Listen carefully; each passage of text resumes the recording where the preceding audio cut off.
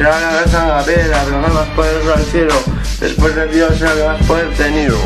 Me cansé que pedrastas violadores, sin enfómanos vinieran a mi reino y tuvieran los mismos privilegios y no tener castigo, sino los mismos procederes que el Mendao.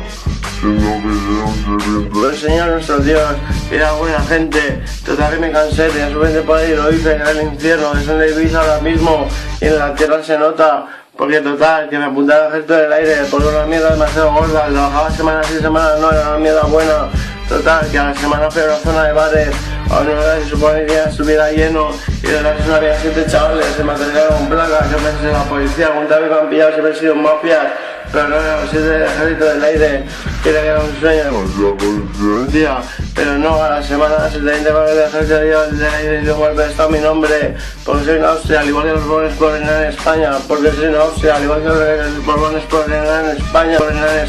porque soy en Austria, al igual que los Borbones por reinar en España, Austria, al igual que los Borbones por reinar en España, porque soy en Austria, al igual que los Borbones por reinar en España, porque soy en Austria, al igual que los Borbones por reinar en España, porque soy en Austria, al igual que los Borbones por reinar en España, porque soy en Austria, al igual que los Borbones por reinar en España.